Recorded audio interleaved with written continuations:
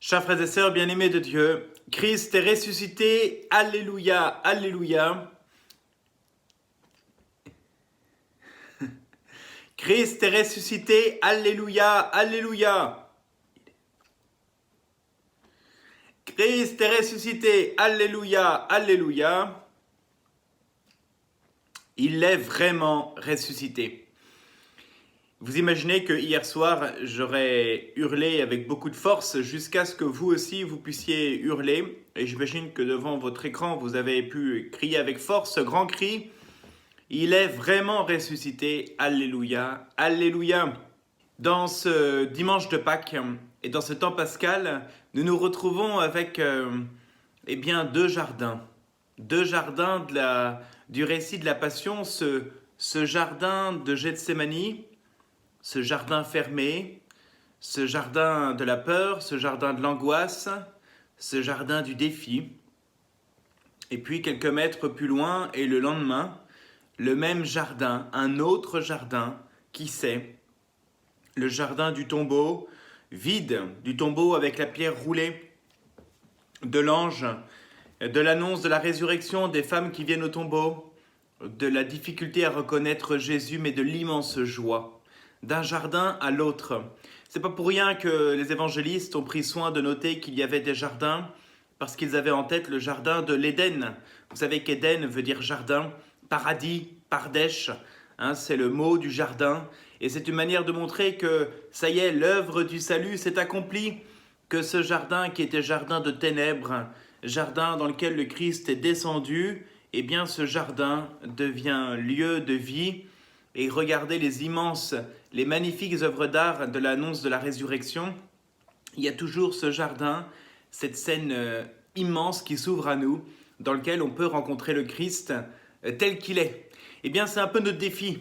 C'est un peu notre défi pour que Pâques puisse être pour nous vraiment quelque chose d'heureux. C'est vrai que nous n'avons pas pu vivre jusqu'à présent la messe comme nous avions l'habitude, mais il n'est plus question de se regarder en arrière, de se dire voilà comment est-ce que j'aurais pu faire.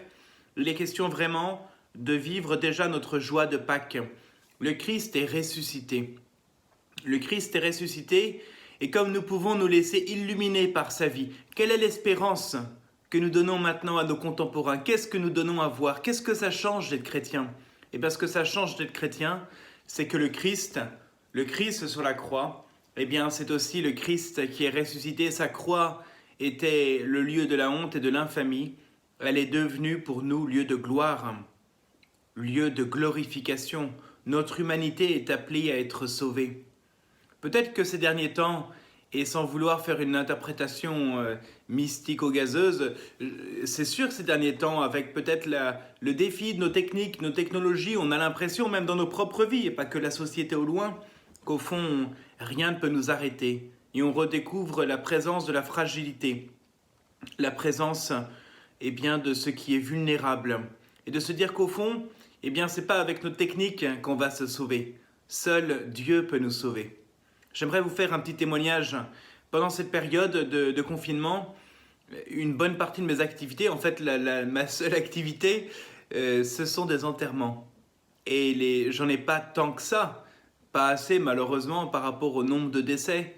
Et on aimerait qu'il y ait plus de familles qui profitent de la joie de l'Église. Mais il y en a quand même quelques-uns.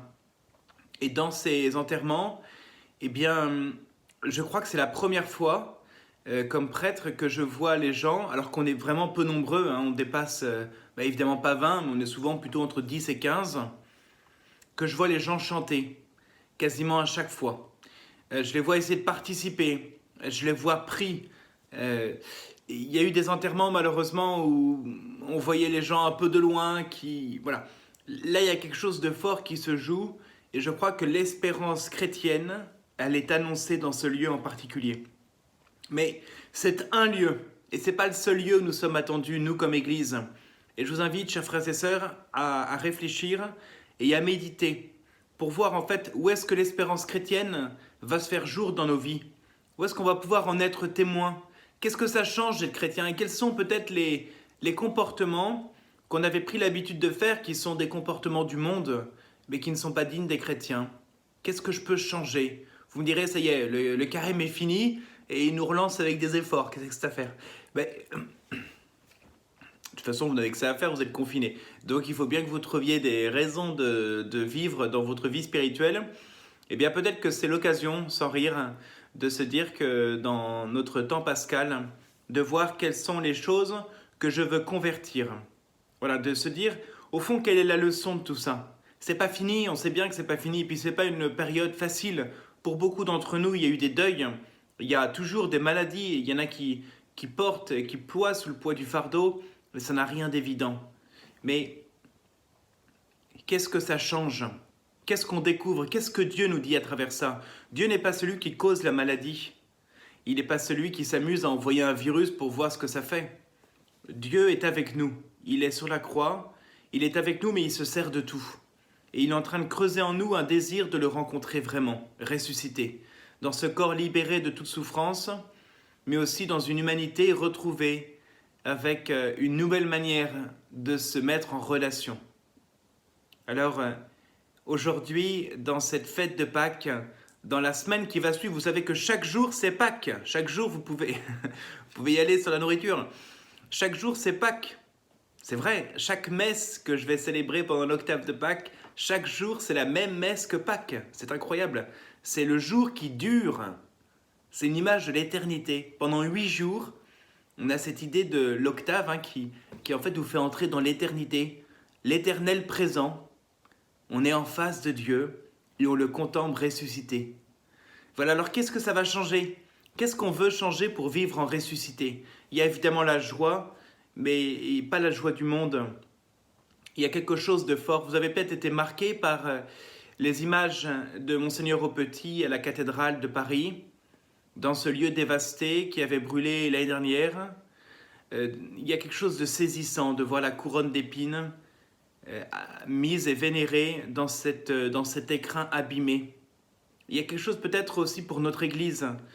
Quelles sont les habitudes de notre paroisse aussi, notre manière de vivre notre foi, qui sont au fond des habitudes sûrement très bien, mais qui ont perdu leur sens. Des choses où on fait parce qu'il faut faire. Des choses où on n'est peut-être pas allé à l'essentiel. On n'a peut-être pas eu cette radicalité d'oser annoncer l'Évangile. Quelle est notre foi, nous aussi, notre manière d'annoncer notre espérance? On a besoin d'être consolé aujourd'hui, évidemment. Et il faut qu'on soit consolé, il faut qu'on entende la voix du Christ. Avec vous, je suis avec vous tous les jours jusqu'à la fin du monde. Je vous envoie l'Esprit Saint, le Paraclet, qui va venir avec vous. Mais quand même, qu'est-ce qu'on change? Quelle est notre manière de vivre notre foi qui au fond ne correspond pas? C'est pas sans hasard si beaucoup de jeunes, et de moins jeunes d'ailleurs, parfois ont l'impression que la foi ne sert à rien. Que ce n'est qu'un discours qu'on ressort et qu'on revient, qu'on remet sans cesse. Parce qu'en fait il est creux. Parce qu'on n'ose peut-être pas se livrer. Parce qu'on n'ose peut-être pas se démasquer devant Dieu, oser poser tout ce qui nous recouvre pour être vraiment en vérité avec le Christ. C'est ça le défi de Pâques. C'est pas de se cacher derrière des faux semblants. Et peut-être que le fait de rompre nos habitudes, et en particulier notre habitude de la communion, le sacrement qui était pour nous le plus mis en avant, peut-être un peu trop par rapport aux autres, nous fait redécouvrir aussi la puissance de la grâce sacramentelle qui est donnée dans le baptême, dans la confirmation, dans le mariage. Est-ce que vous sentez que cette grâce est là? Est-ce que vous sentez que Dieu continue d'agir, qu'il continue de vous transformer et que peut-être il creuse en vous un autre désir de lui-même? Chers amis, ma prière est toujours plus fervente pour vous. J'espère que vous priez pour moi aussi, mais je le vois. Je vous remercie pour tous les mots d'attention. J'ai été très touché, je croule sous les SMS. Merci beaucoup. C'est vraiment une grande joie pour moi d'être votre pasteur. Je vous le dis, j'aimerais vous le dire autrement, mais je vous le dis comme ça. C'est une grande joie pour moi. Ça fait déjà 10 minutes que je parle, donc je continue. Eh bien, en fait, effectivement, il y a 2 ans, quand on m'avait demandé ce que je voulais faire après avoir été vicaire à Saint-Germain, j'avais dit peut-être vivre un ministère dans lequel je serais seul. Parce que j'ai envie de voir un peu ce que j'avais dans le ventre, ce que le Christ allait m'apporter. Bon, là j'ai été servi au-delà de mes espérances. donc voilà, et ben c'est très bien, mais je suis très heureux, vraiment très heureux, et merci pour vos messages. Et je suis admiratif de ce que vous faites, des trésors que vous déployez, de votre inventivité, de votre manière de porter votre foi et de me stimuler moi aussi comme pasteur dans cette quête de Dieu. Eh bien, continuons ensemble, un seul corps et une seule âme, un seul cœur et une seule âme dans le Christ, que nous puissions entrer dans cette joie des ressuscités, que nous puissions déjà vivre de cette grande grâce de la résurrection. Que Dieu vous garde, qu'il vous bénisse, qu'il vous donne sa paix et sa joie. Amen.